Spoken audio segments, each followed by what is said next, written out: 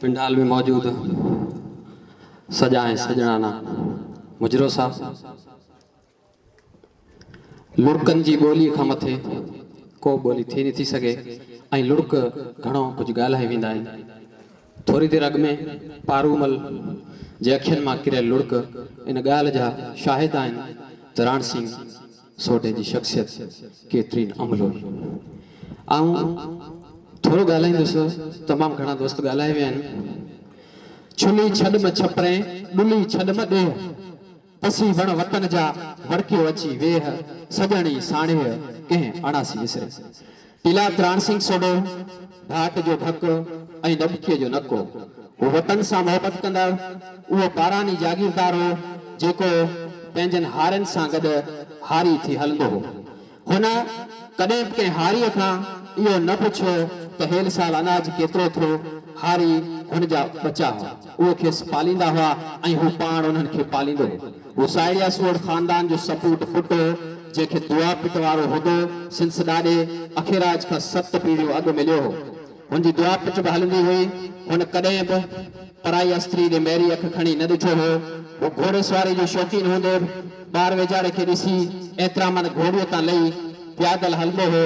वर्ष हज़ारी एकड़ जागीर हूंदो, कॾहिं ईअं न चयो त ही बनी मुंहिंजी आहे, सदाई चवंदो हो त ए आपणा खेतर अलस्त वीर बेकुम जॾहिं कन पियोम कालू पला कलब से तॾहिं तिते चयूं तंहिं वेर कयूं वचन वेड़ी चन।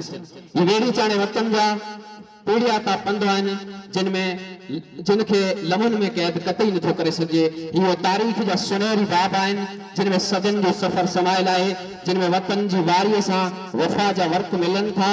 टीला राण सिंह सोढो हिन देश जो रसूल हमज़ा तोहफ़ो तोड़े जो कोट मेरा दागिस्तान ते न लिखियो हो, पर हुन जेका वतन लाइ कुर्बानी ॾिनी हुई अहिड़ी शायदि रसूल हमज़ा तोहफ़ो बि न ॾेई सघियो। हुन वतन जे तन ते हिकु वफ़ा जो तमगो हो जंहिंखे सोढकी तारीख़ सदन ताईं पंहिंजे सीने ते सजाए रखी। हू नबन सोढनि जो टीले धणी टीला तो जंहिंजे हर हुकम खे लबेक चई न रुगो नवाहुनि तां निसार थींदा हुआ, पर उहो हर सोढो जो वॾो आदर कंदो हो। हू जंहिंजी दराबी लखियुनि जी कींजर में हिन वतन सां विला जो नीर साहुनि जी आख़िरी हिचकी ताईं अंछर हुयो। हू जंहिंजे खाकी पोतीअ जे वरन में हिन थर देश सां दिलि लॻी जा कई दलील वेड़ियल हुआ। हुनजे सफ़ेद शैपरनि जे वार वार में राजपूती जा कई सिद्धांत वंगियल हुआ।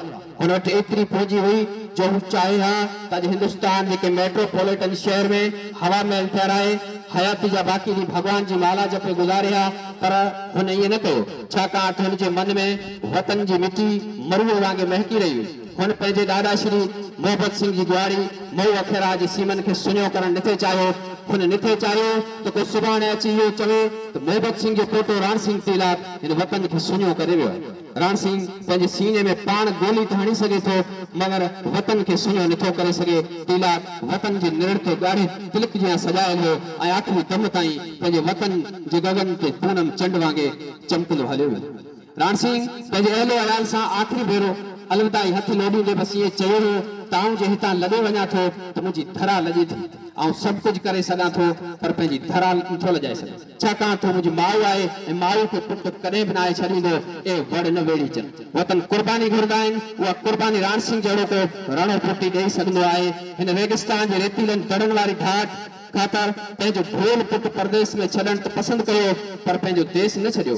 ऐं की छॾिया सूमरात पवारनि पचार वारी भिटाई जे भेद खे सही तौरु सम्झंदे पखनि पवारनि में वेही रहियो। माण्हू सभु कुझु छॾे सघे थो, पर औलाद जो विछोड़ो बर्दाश्त नथो करे सघे।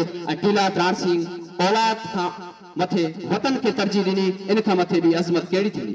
अहिड़ियूं कुर्बानियूं माण्हू खे फ़क़्ति अफ़साननि में मिलनि थियूं, पर हीअ त थोरे ॾींहं जहिड़ी हिकिड़ी हक़ीक़त आहे जेका मऊ जी मिटी में मिली अमरता पाए वई।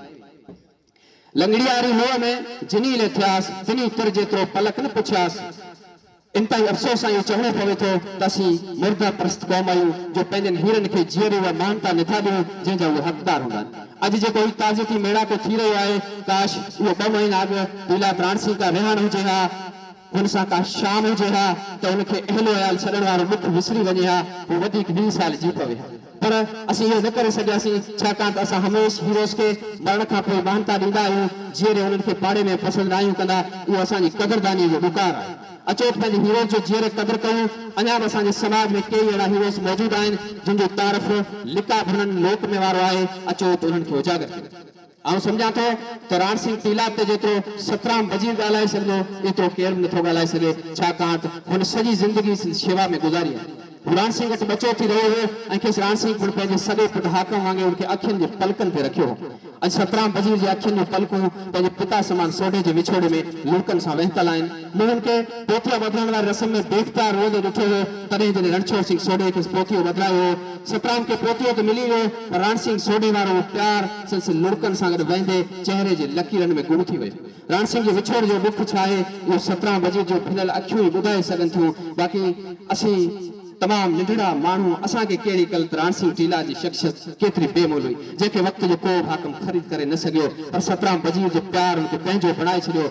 जब तक बिका नथा तो कीमत का पता नथा, तो उन्हें खरीद कर मुझे अनमोल बना दिया। महिरबानी।